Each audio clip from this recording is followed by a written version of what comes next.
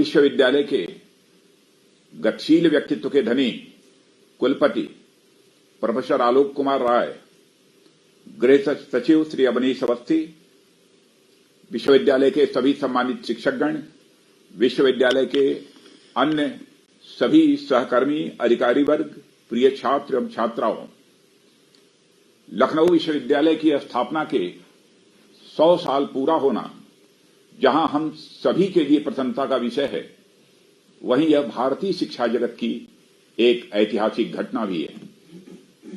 मैं इसे ऐतिहासिक घटना इसलिए मानता हूं क्योंकि भारत के कुछ ही विश्वविद्यालय ऐसे हैं जिन्होंने अब तक अपना शताब्दी वर्ष मनाया है।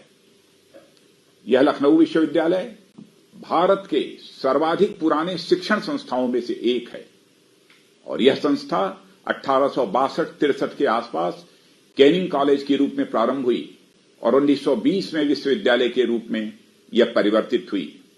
साथियों, यह संयोग ही है कि भारत के प्रथम स्वतंत्रता संग्राम के बाद यह कॉलेज के रूप में स्थापित हुआ। उसके बाद जब भारत के राजनीतिक स्वतंत्रता आंदोलन की शुरुआत हुई, जो कि 1920 के असहयोग आंदोलन से जोड़कर देखी जाती है, उस समय में इसे विश्वविद्यालय का स्वरूप मिला था। यानी भारतीय राष्ट्र की चेतना के विकास क्रम के साथ विश्वविद्यालय के विकास क्रम का यह अद्भुत संयोग दिख रहा है। जब कोई संस्था 100 साल पूरे करती है तो यह उस संस्थान की मजबूती और प्रतिष्ठा से तो जुड़ती ही है, साथ ही यह घटना उस संस्थान की गौरवशाली परंपरा को भी एक नया स्वरूप प्रदान करती है। जब कोई संस्थान इतने लंबे समय तक न केवल सरवाइव करने में बल्कि थ्राइव करने में भी सफल रहा, तो यह इस बात का प्रमाण है कि उस संस्थान के फाउंडेशन वैल्यूज महान और टाइमलेस होंगे। मित्रों, लखनऊ विश्वविद्यालय का 100 वर्षों का इतिहास यदि हम पलट कर देखें तो हम पाएंगे कि एक से एक महान शख्सियतें इस विश्वविद्यालय परिसर में पली हैं, बढ़ी हैं। डॉक्टर बीरबल साहनी से लेकर भारत के पूर्व राष्ट्रपति डॉक्टर शंकर दयाल शर्मा तक न जाने कितने महान शख्सियतों से जुड़ी यादों को यह विश्वविद्यालय अपने में समेटे हुए है। लखनऊ विश्वविद्यालय के पास आईटी चौराहे पर हिंदी के प्रख्यात कवि सूर्यकांत त्रिपाठी निराला की मूर्ति है, जिसके नीचे उनकी कालजयी रचना भरत जय विजय करे कनक शस्य कमल धरे यह भी अंकित है। वहीं दूसरी छोर पर जहां भाऊराव देवरस द्वार है, उसके सामने हनुमान सेतु का मंदिर है, जिसका वर्तमान स्वरूप नीम करौरी बाबा ने दिया था।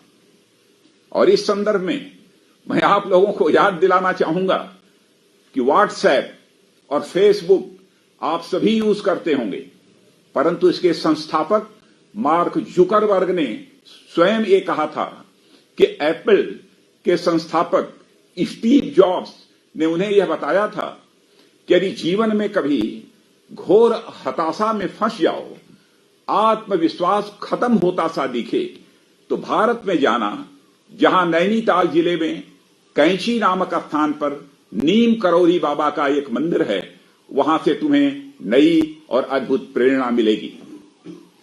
मार्क जुकरबर्ग ने कहा कि एक दौर में जब मुझे लगा कि सब खत्म हो गया और घोर निराशा में था, तो मैं नीम करौरी बाबा के कैंची आश्रम में गया।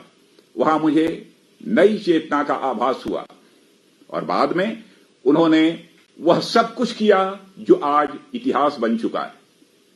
साथियों, मैंने आप लोगों को यह उदाहरण इसलिए दिया ताकि आप समझ सकें आपके विश्वविद्यालय के मुख्य प्रवेश द्वार पर ही प्रेरणा का वह मंदिर है जिसने आधुनिक विश्व में इतना बड़ा परिवर्तन किया, तो नई पीढ़ी यहां से प्रेरणा लेकर क्या क्या नहीं कर सकती।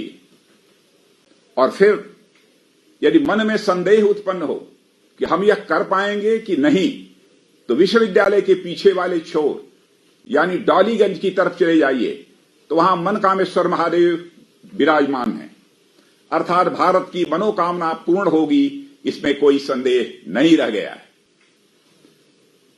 साथियों, तो आपके विश्वविद्यालय का इतिहास और उसका भूगोल शताब्दी वर्ष में आप सभी को अद्भुत प्रेरणा दे रहा है।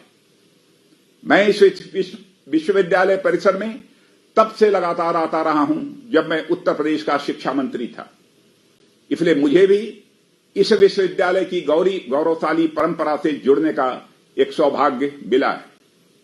आज जब मैं आपके बीच उपस्थित हूं तो यह मौका भले ही शताब्दी वर्ष का है, परंतु सच्चाई यह भी है कि इस समय देश 21वीं सदी की अब तक की सबसे बड़ी चुनौती कोरोना जैसी महामारी के संकट से गुजर रहा है। इस महामारी ने भारत ही नहीं पूरी दुनिया के सामने बड़ी चुनौती खड़ी की है। आज पूरी दुनिया इस संकट से निपटने के लिए नई नई तरकीबें लगा रही है। भारत ने भी इस चुनौती को प्रधानमंत्री श्री नरेंद्र मोदी के नेतृत्व में अवसर में बदलने का फैसला किया है। जब भी किसी चुनौती का मुकाबला करने का क्षण आता है तो सबसे आगे देश के युवा निकल कर ही आते हैं।